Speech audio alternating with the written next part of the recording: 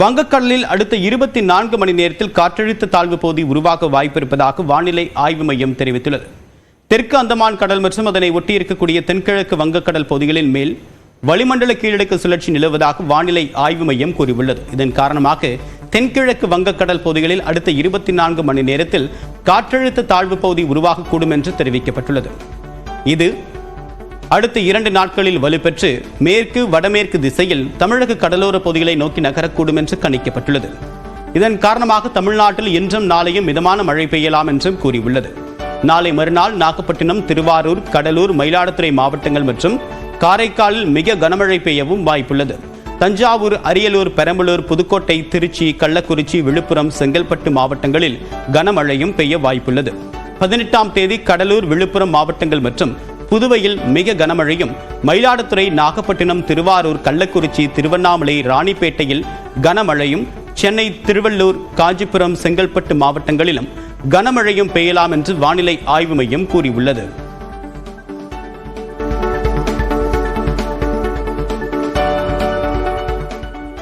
ஞாயிறு விடுமுறை தினத்தை முன்னிட்டு ஒகேனக்கலில் சுற்றுலா பயணிகள் கூட்டம் அதிகரித்து காணப்பட்டது.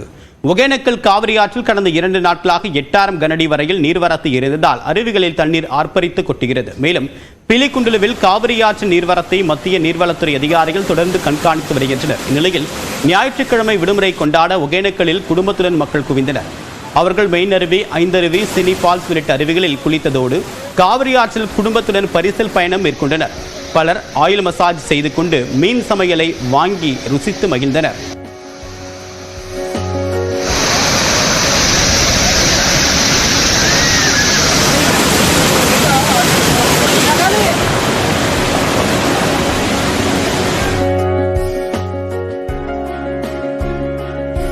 தேனி மாவட்டத்தில் மேற்கு தொடர்ச்சி மலைப்பகுதிகளில் பெய்த கனமழையால் சுரளி அருவியில் இன்று 3வது நாளாக தண்ணீர் ஆர்ப்பரித்து கொட்டுகிறது. இதனால் அருவியில் சுற்றுலா பயணிகள் குளிக்க தடை விதிக்கப்பட்ட தடை நீடிக்கிறது.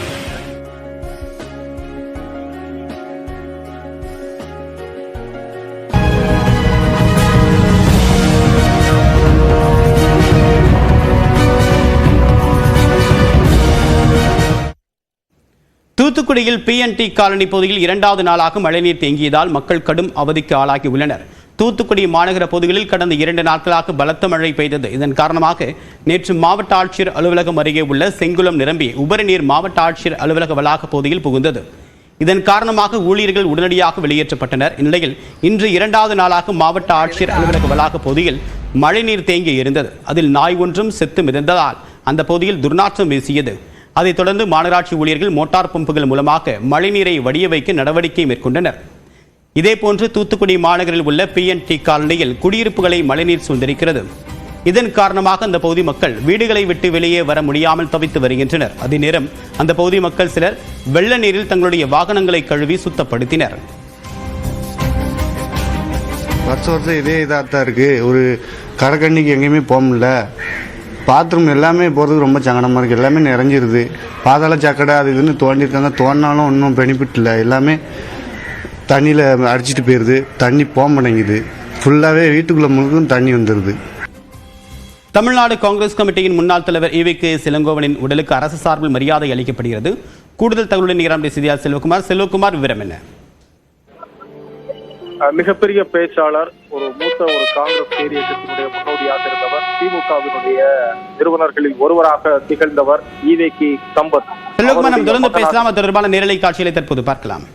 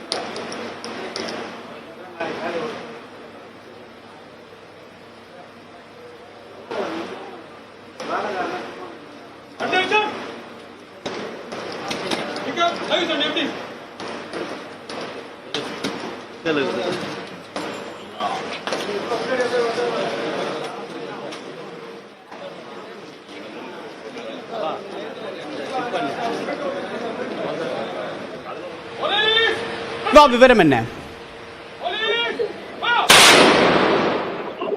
காங்கிரஸ் பேரியக்கத்தினுடைய மிக மூத்த தலைவர்களில் ஒருவராக திகழ்ந்தவர் EVKS இளங்கோவன்.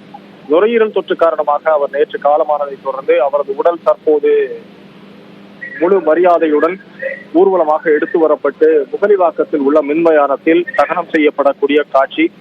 21 குண்டுகள் முழங்க அரசு மரியாதையுடன் அவரது உடல் தகனம் செய்யப்பட இருக்கிறது. இதில் காங்கிரஸ் கட்சியினுடைய மூத்த தலைவர்கள், அதே போல பல்வேறு கட்சி தலைவர்கள், நிர்வாகிகள் பங்கேற்றிருக்கிறார்கள். தமிழ்நாடு அரசின் சார்பில் மக்கள் நல்வாழ்வுத்துறை அமைச்சர் மா சுப்பிரமணியன் பங்கேற்றிருக்கிறார். அதே ஒரு காங்கிரஸ் பேரியக்கத்தை தமிழ்நாட்டில் வேரூன்றி அதை ஒரு விருட்சமாக மாற்றுவதற்கு மிக மூத்த முன்னோடியாக திகழ்ந்தவர் என்று காங்கிரஸ் நிர்வாகிகள் புகழாரம் சூட்டுகிறார்கள். 2000 ஆண்டு தொட்டு இன்று வரையிலும் அவர் காங்கிரஸ் கட்சியினுடைய கமிட்டியினுடைய தலைவராக இருந்த காலகட்டங்களில் ஒரு நம்பிக்கை விதையை விதைத்தவர்.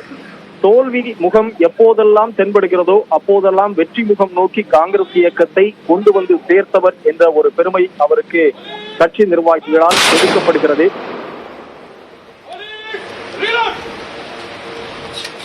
தகவலுக்கு நன்றி செல்வா.